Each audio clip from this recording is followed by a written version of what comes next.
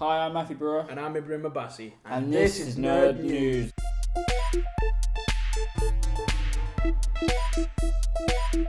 Coming up, we give you the lowdown on what happened in the recent episode of Falcon and Winter Soldier. We talk a bit about the Justice League Snyder Cut. Charlotte gives us the entertainment spotlight, and later on, we have an interview with Josh from Montclair State University. And I'll be giving you the rundown of what's to come in anime of spring. So, Falcon and Winter Soldier, what do you think? I thought it was good. I thought the characters were written well. I thought Bucky's PTSD and his struggle was shown really well. Sam's, trying to, be back in the real world as well was okay. Him trying to reconnect with his sister was good. But I do feel like the Bucky stuff was more stronger because, he was trying to go on a date with a girl, but then PTSD got in the way because of what he did to that old man's son, how he killed an innocent boy. It was very good because it just shows that he does care. He wants to make amendments to it, and be a normal human. He wants to be himself. He wants to be Bucky Barnes. He doesn't want to be the Winter Soldier.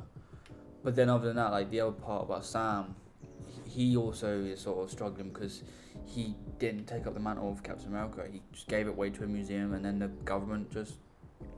It is vibranium, so and then they just would snatch it. I can't believe he wouldn't. And the fact is, they just gave it to a random guy, and now there's a new Captain America, which is okay. I feel like it's just sort of the fact that he's scared of being the first black Captain America in America, which is sort of sad because he's not too sure if they're ready for it because he knows all the racial divide in the universe and all that. Other than that, I'll give it a 7 out of 10. 7 out of 10 is a good rating, yeah. I do agree. Next up, the Justice League Snyder Cut. Perfect. Definitely, Zach, congrats. After 4 years. Definitely better than the original 2-hour film we got last year. So this is like a 4-hour punch-packed, unseen footage of the original version we were meant to get 4 years ago. 4 years ago we were meant to see this.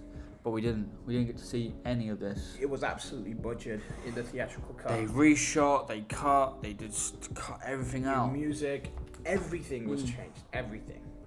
But now we've got a more R-rated, more Zack Snyder type film with the gore, the It would not R-rated. work in theatres. It wouldn't work. I'll just say it would never work in theatres. I feel like we would have got 2 hours and a half at most. And I still don't think it would have been received well. I think the 4 hours actually, because of the 4 hours, because of it was all fleshed out, because of all the content was put in, that's what makes it good. Legit. I think it was cut down. It wouldn't have been received. And the fact well. that they reshot and cut out a lot of key parts for the film that would have made that film so much better, like the Cyborg storyline. They make Cyborg a hermit, but in this one they make him yeah.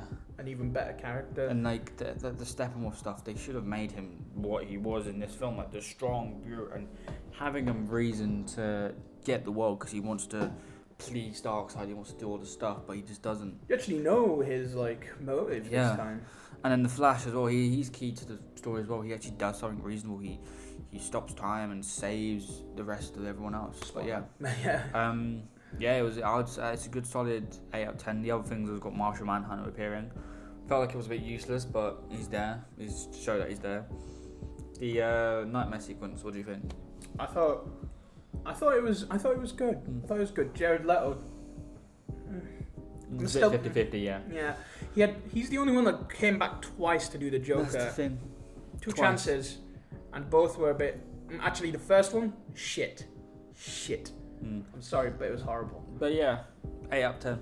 Yeah, 8.5 out of 10 because I do think Flash's scene sort of bumped it up. I really liked the movement, the running. I know people say it's goofy, but I think it's good. I think the run is good. Other than that, next up, here's Charlotte with the entertainment spotlight. Over to you, Charlotte. Thank you, Matt. For all who are watching, it's now time for the Coventry Entertainment Spotlight. Today I'm here to give you an update on Coventry's own heart of entertainment. For starters, Coventry's long-awaited City of Culture 2021 begins shortly in May with new announcements and events still coming through, bringing new opportunities to get involved and work on some amazing projects. These wonderful projects include the Random Strings project by Ludic Rooms, working with the City of Culture Trust, comes to us in November, bringing light shows, music, projections and interactive workshops to the canal over 4 days, encouraging the audience's engagement with the natural world. The collaborative workshop will be a sight to see this autumn. Speaking of exciting things happening with the City of Culture, a brand new digital series based in Coventry and in collaboration with the Belgrade Theatre, celebrating the working class, was supposed to begin production at the end of March. Seaview is inspired on a true story focusing on a young man with special gifts. The supernatural urban drama comes to our screens this November as part of a City of Culture event, but we'll keep you updated should this change as a result. Have a look at the official City of Culture website for more news on many more projects and events coming to Coventry soon. And that concludes this week's Entertainment Spotlight brought to you from Coventry. I hope you're all excited as I am to see what's next from our local artists. I now welcome you to watch an interview with MSU. Thanks, us from the past, and here's Josh from Montclair University. Say hello, Josh. What's up? It's your boy Josh, aka Josh. Hello. Of course, we're gonna run down with a few questions about everything Marvel, DC, entertainment related. So first of all, quick question: how has the pandemic affected your course and your studying? The pandemic has definitely been hard. I am like a television and digital media major, but I have a concentration in audio and sound design, which is why I find myself at the radio station. But most of my classes, or all of my production-based classes that have to do with audio, are over Zoom. So it's become kind of tricky. If you know, Zoom quality isn't the best. You know, you can definitely convey enough information to get it done. But when it comes to the intricate thing, where I'm a senior, so I have to learn, you know, those little bits and pieces that make up audio, like panning from left to right. Zoom, you can't hear that when the teacher's using a program like Pro Tools or Logic or Cubase to edit. You can't hear those little intricate things. So it's kind of, you're missing a big part of the course for me. And for definitely a lot of other classes where you would be in studio, actually using the equipment, you have to transfer to online type stuff, different programs that allow you to live stream from home. It's just not the same experience. I wouldn't say it's completely different, but you're definitely missing out on that something that you can only get in person. Has anything sort of on your campus been sort of like big studio budget films been filmed in your area? Oh yeah, so our campus, it's pretty nice. It's pretty attractive, some might say. So there's a class that if you're a television major, you have to take. It's called Practicum, where you kind of just sign up to volunteer to help out. So within that class, sometimes they'll have big budget, like Netflix films come about and film on campus. I know there was some buzz a couple weeks ago because Queen Latifah was on campus filming for the new Equalizer movie in our rec center, and in our communication building, you know, they had the whole lobby blocked off, and there was a catering truck in the back. And it's a bit of an obvious question, but it's one of the ones that we put down. Whereabouts do you sort of consume your media the most? I would say I've definitely transitioned to online. This past summer, I think, you know, my mom's obviously older, but she finally made the decision to kind of cut the cord and switch to mostly all online. You know, it's a big money saver as well. But I have been only watching online stuff through streaming. I'm a big YouTube person, so I watch a lot of that, mostly YouTube gaming type stuff for, you know, whatever game I'm playing. But I would say I haven't watched cable in years. I was curious, $1 million question, Marvel or DC, and why? That is $1 million question. You know, I'm gonna have to be honest. I would have to say DC.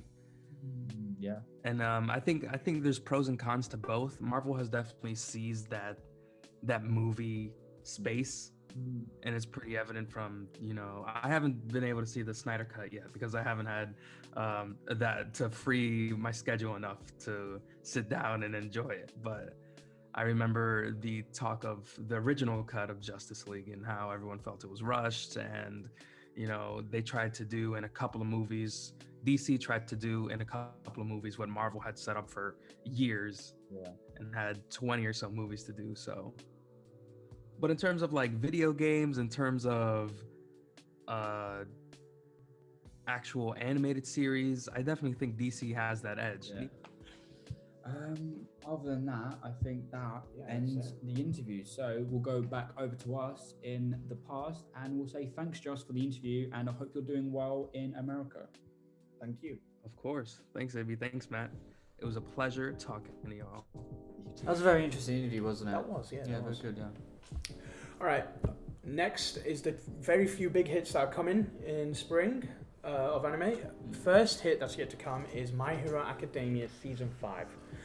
In this one, Class A and Class B are going to go head to head and fight each other. See, I haven't watched it. It's basically sort of the show is based around a group of kids with powers, right? Yeah, and they're just trying to grow those powers. Figure them out, yeah. Yeah, figure them out. So And- like X-Men, but anime style. yeah, sort of. Yeah, But it's basically. not X-Men. Yeah. The next one is Megalobox Season 2, Nomad. Mm. In this one, Yuri is trying to overcome his injuries from the first season.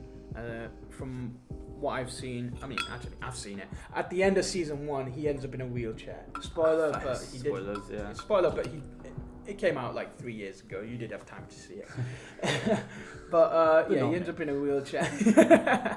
He ends up in a wheelchair, and you know he's just had the fight of his life, and now we're just gonna see where he ends up. Really, I'm excited. Trailer came out. He looks a lot older. I think it takes about 7 years in the future.